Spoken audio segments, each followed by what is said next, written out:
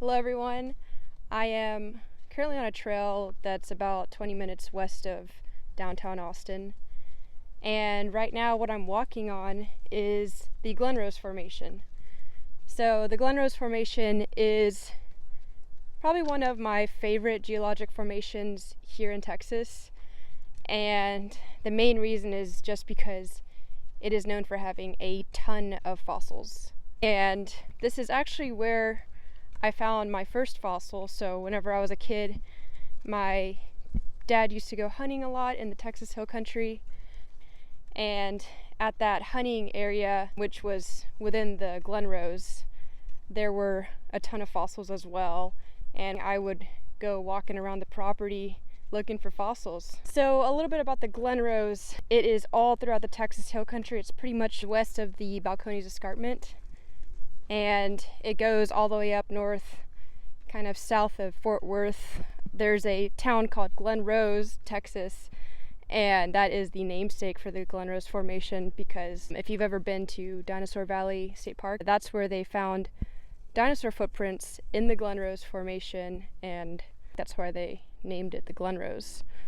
But yeah, so in addition to the fossils that we're going to see today, we're not going to see dinosaur footprints, unfortunately, but we are going to see fossils that existed in the underwater portion that is represented in the Glen Rose Formation. So the main reason I am bringing you guys along with me on this trail, it's not just to look at fossils, but it's to get a better sense of what geologists mean whenever they say Texas was underwater at some point. So geologists care a lot about depositional environments. What did the earth look like at that point in time whenever that rock or those fossils were laid down and then preserved in time?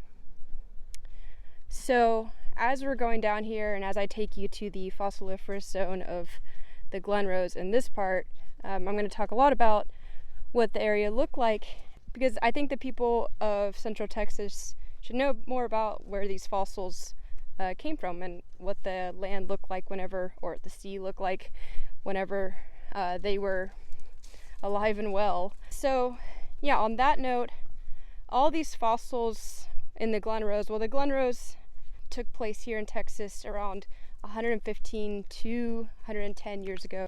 It was, millions of years in the making. This whole package of rocks was millions of years in the making. And I actually just spotted some fossils, so I'm going to stick around right here. What's really cool about the Glen Rose is that it marks around the beginning of whenever Texas began to be covered in seawater. So this all happened in the Cretaceous, early Cretaceous. Cretaceous is known for being really hot. So at this time there were no polar ice caps. All the water was melted, and most of it was in the sea, which caused the sea level to rise. Other things caused the sea level to rise too, but all you need to know is that the sea level started to rise really high at this time, and the Glen Rose kind of captures whenever it was beginning that rise. Okay, immediately right below my feet is this little guy. This is one of my favorite fossils, and this was my favorite one whenever I was a kid and I was finding fossils in the Glen Rose. So I had no idea what it was as a little kid. I just thought it was really cool because it was this very spherical, almost golf ball shaped thing, and it had all these really cool spots on it. But now, as I'm older and I've looked into it, I found that this is actually a type of algae, Calcareous algae. So not as cool as I imagined. I had a lot of ideas, like a sponge, coral, you name it, but it is a algal fruiting body. Yeah, they are pretty abundant. Here's another one. They're just kind of all over, if you know what to look for. I think this one might be one. Maybe a squished one. The name is actually really funny because it sounds like what it looks like. And its name is Porocystis globularis, which I just think is pretty funny. Alright, I'm going to keep walking and talking about the setting of the Glen Rose. So all the creatures that created these fossils, they were in a shallow sea, and at the time there was this barrier reef. It wasn't like active, but the structure was still there, and it kind of trended along the coastline about halfway between here and the current modern day coast. So that barrier reef trend actually protected the area here, and it made the waters a little calm, so the barrier reef kind of stopped a lot of wave action from coming in and stirring a bunch of stuff up. The Glen Rose was kind of it was a shallow shelf, so the water was never more than 20 to 30 feet. It wasn't always that deep, but it was just never deeper than that. And this actually led to a lot of things that helped support a lot of life. So the fact that this was a shallow platform meant that there was a lot of sunlight that could go through the water and provide a lot of nutrients for algae and all that. And when there's a lot of algae, there's a lot of organisms that like to eat the algae. And it was pretty ideal for creatures to be out and about and grow their populations. So I think that's partly why this area is so rich in life. It was just kind of the perfect setting for all these organisms to eat and be happy.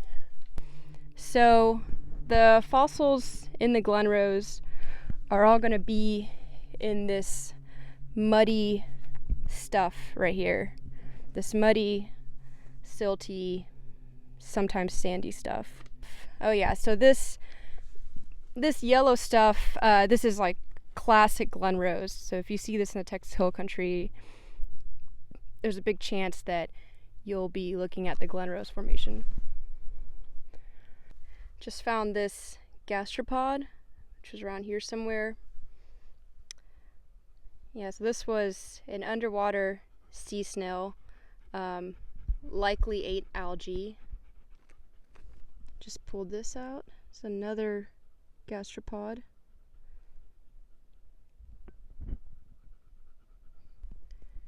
Just found a bigger version of that Porocystis globularis. So we'll go ahead and add that into the scene. Not sure if it was on a rock or anything, or if it was just on the surface, but yeah. Yeah, what I'm really looking for is a heart urchin or a Salenia texana. Those are both echinoderms, sea urchins. Those are just so cool to find, so that's what I'm really on the hunt for. They are not as common. Usually what you'll find in the Glen Rose is a bivalve or gastropod. That's kind of the bread and butter of the Glen Rose. You'll find more of those than anything else out here.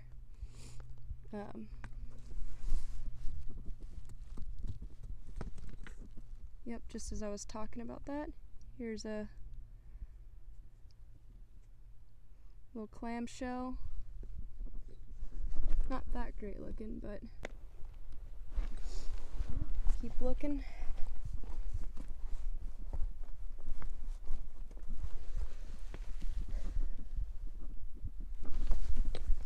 It's another one of those Porocystis globularis. I don't know if it's because I love them so much that I keep finding them. My eyes just attuned to that, but I need to really focus on other stuff for now.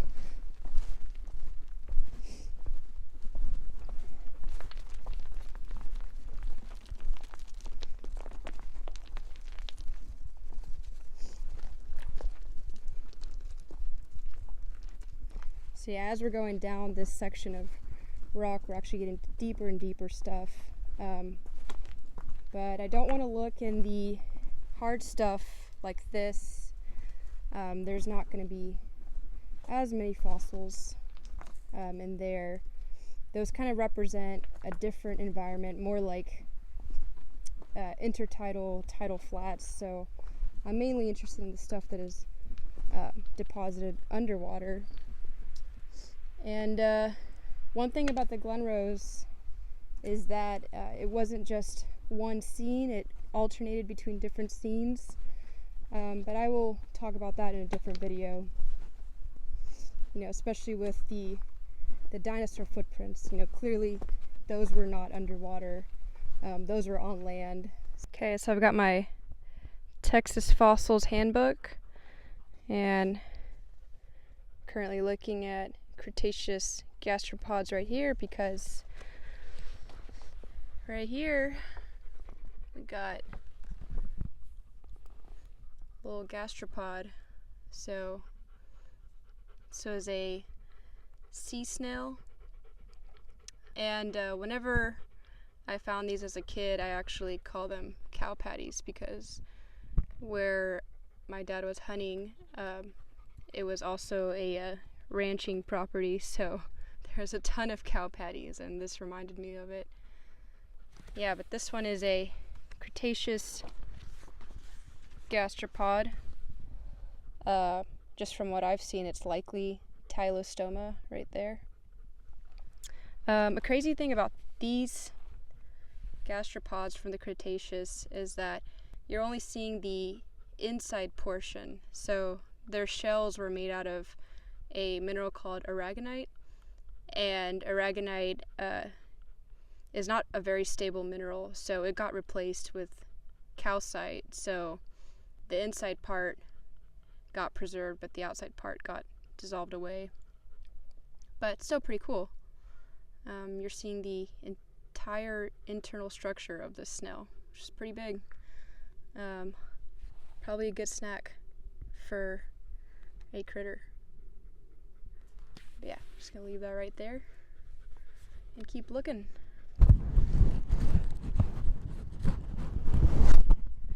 Got a little sniffer dog trying to help me sniff out the fossils.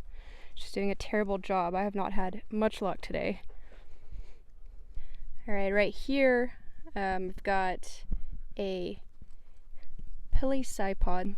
That's just bivalve. So we're looking at Cretaceous bivalves, and right here found a nice little clam, pretty preserved, so you can see the whole thing. It was a protocardia bivalve. Yeah, these guys I found a lot of at the you want to look at it? These guys I found a lot of at the hunting lease. Bivalves and gastropods, that's the bread and butter of the Glen Rose. You'll find tons and tons of these, but I love these little guys, especially a complete one like this. So we'll go ahead and leave that right there and add a few to the scene. And we're still on the hunt for a sea urchin.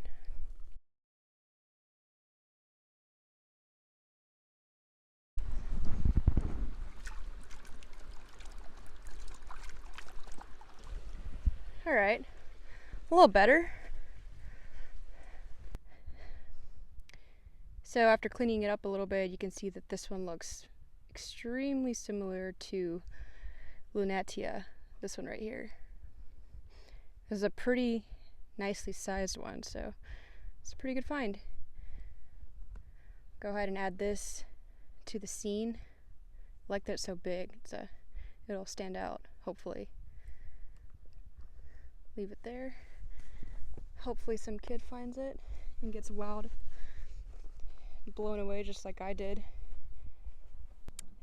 So as I'm going down this section right here, I want to talk about these layers that you see. So the Glen Rose is pretty famous for this alternating sequence of hard rock, soft rock, hard rock, soft rock, and so on and so on. And there are fossils in the hard rock. Actually, you're more likely to see the dinosaur footprints in this hard rock stuff. But all of the fossils, such as the ones that I'm finding today, those are going to be in this soft, marly, silty, clayey type stuff. And that's because this soft stuff represents sort of a calm lagoonal environment.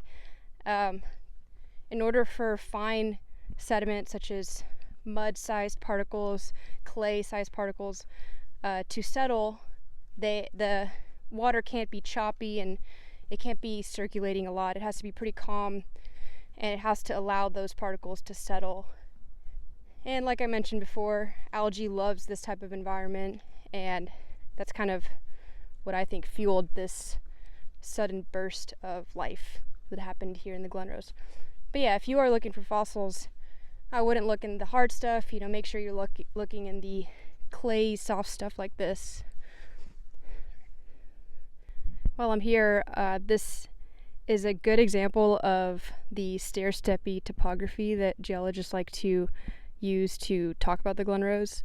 These harder limestone parts right here really do look like stair steps, and that's totally natural. No one came out here and carved these for people to walk on the trail. This is totally natural and just super characteristic of the Glen Rose. Alright, after some searching for the urchin, I finally found one. So let me show you guys right here. It's a little small guy. So here's Salenia, and you can see the little dot features on the side. I believe that's where all the spikes would come out of. These, I believe, would just scuttle along the seafloor, pretty much just eating dirt and pulling out the organic matter and spitting the dirt back out. I also found this little fossil right here. You wouldn't even know that it was a fossil, but this right here is one of the biggest forams. Forams are typically known to be extremely small, but in the Cretaceous and in here in the Glen Rose, you can get bigger ones like this. They kind of look like little hats. Actually, let me get my hand lens out. Every geologist always carries his hand lens, his or her hand lens.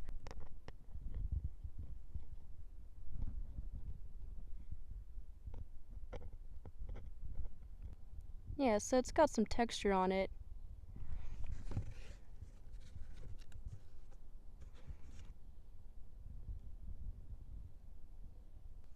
Just goes to show that kind of have to know what you're looking for if you're looking for fossils. But forams are super important to geologists. They're just so prolific, so they can help age date some of these rocks.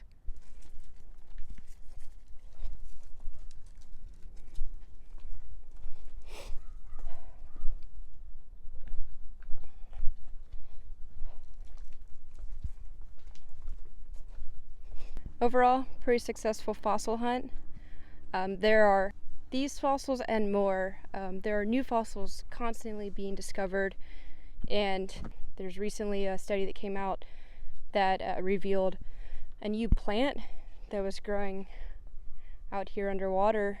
And yeah, just the more we know, the better we can complete this picture of what the Glen Rose looked like over 100 million years ago. There were fish at the time too. I just haven't seen any evidence myself. Ooh, another one of those gastropods.